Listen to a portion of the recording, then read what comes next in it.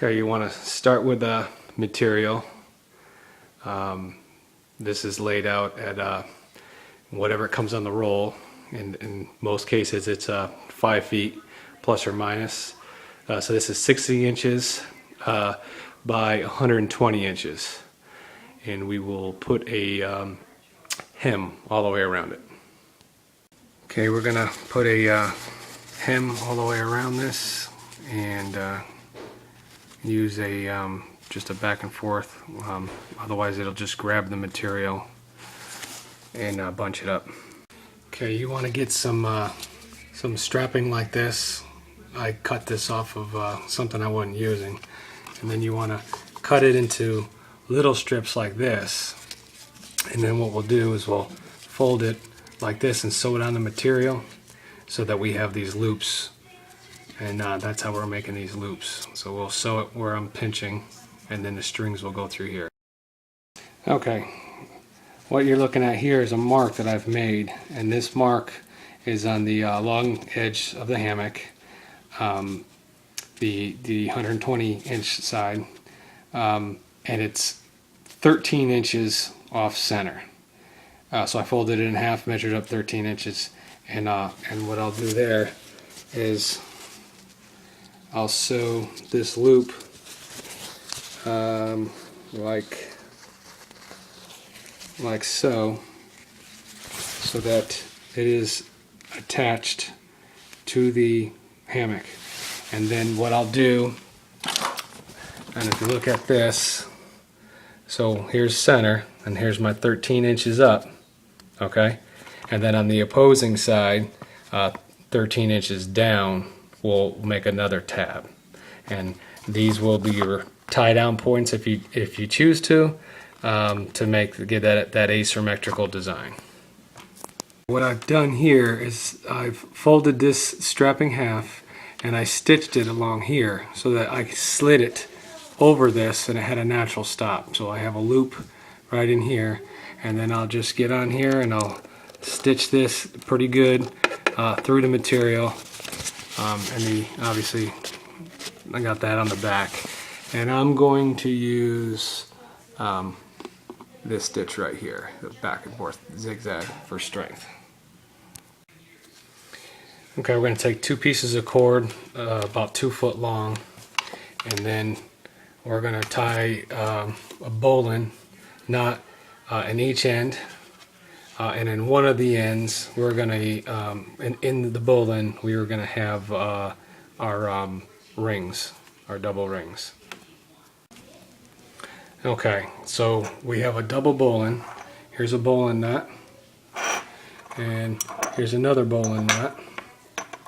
But this end has the 2 rings encapsulated on it, and I've done that twice. Okay, so there you go. Got that done twice. And then what will end up happening is when I go to attach it to the hammock will come up, and this is where we're going to be gathering it, right here.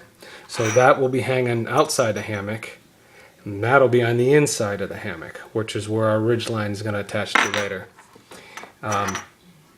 And so this is where we'll be whipping it, and so this is what you'll see on the inside. And then later you'll have that on the outside on one end, you'll have this on the outside on the other end, and between these 2 loops we're going to have our adjustable ridge line.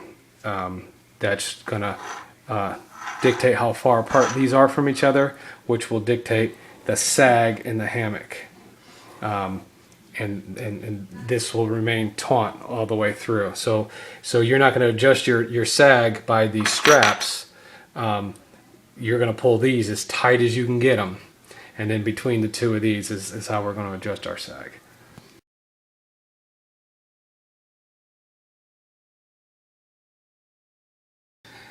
Okay, you're looking at the inside of the hammock. You see the undecorative, here's the outside, the side that's going to face the woods. So I have it folded in half here. See that? It's folded in half.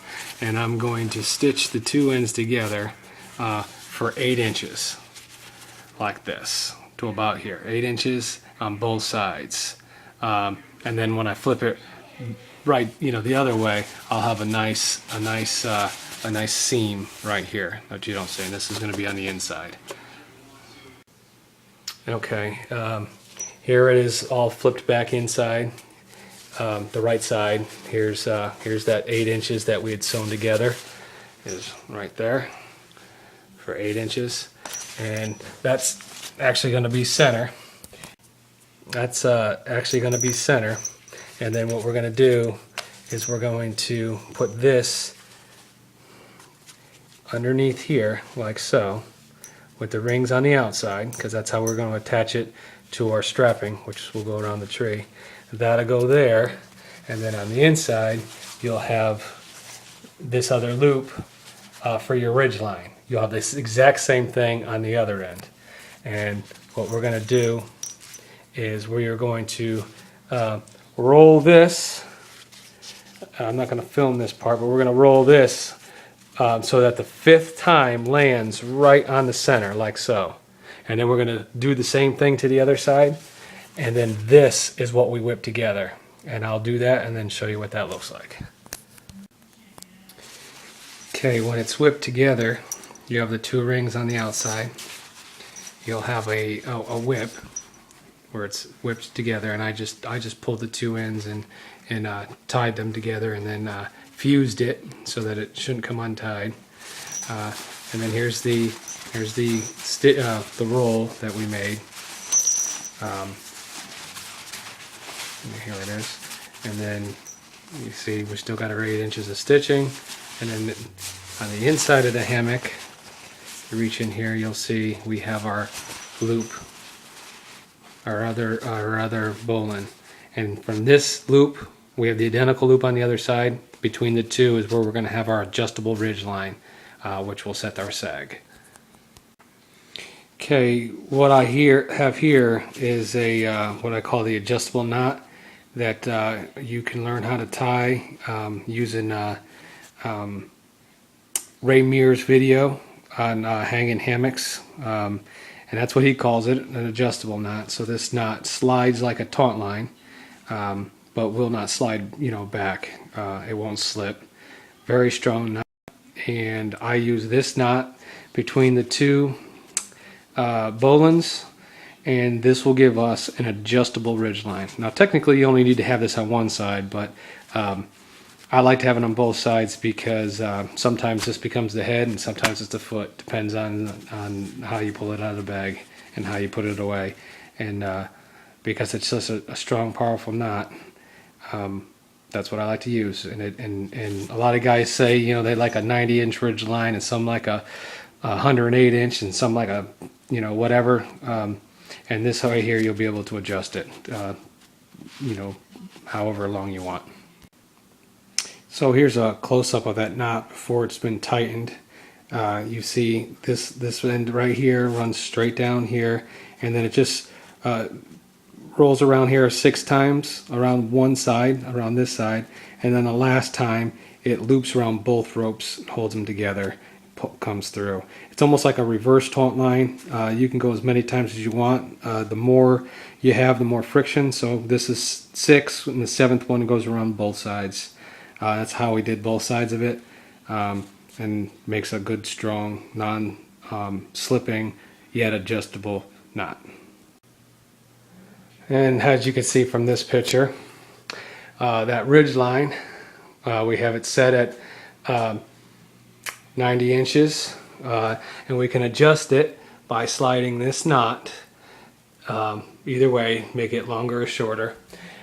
So between our rings, that string, that ridge line will be pulled as tight as we can get it, and the hammock itself will still have a banana shape to it, and that's the purpose of the ridge line. Gives you a loose hammock that you're able to sleep sideways on your side, and even partially onto your stomach if you're a stomach sleeper. Okay, what I did here is I got some strapping and I folded over a loop here, put a loop in it, and then I sewed it quite heavily because this is going to support weight. I sewed right through it. So now I have a loop where now I can attach something to.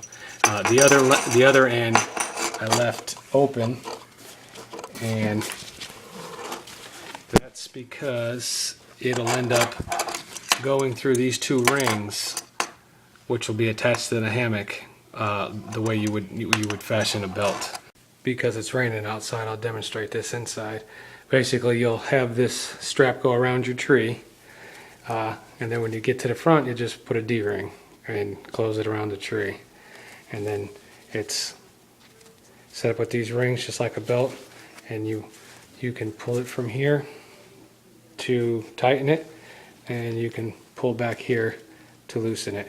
And so really, you wrap this around the tree, you use this D-ring to secure it, and you're done in 30 seconds. If you didn't want to use the D-ring, you could actually thread this end through this loop, pull it, and then weave it through here, and you can do it without the D-ring. This is more for speed, but again, you don't need to have it because you're sewing that loop.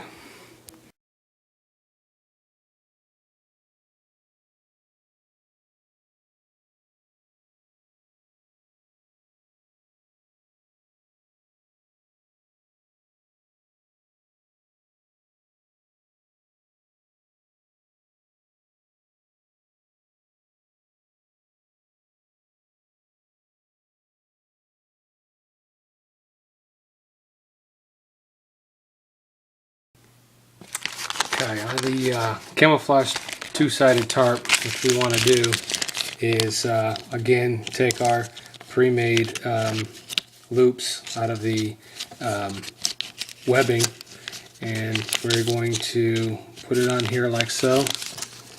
There we go, like that, and we're going to sew right down the center edge, and then when we're done, we will cut this so it's a nice gives it a nice, we'll cut it at an angle, and then this will still serve as a two-sided tarp.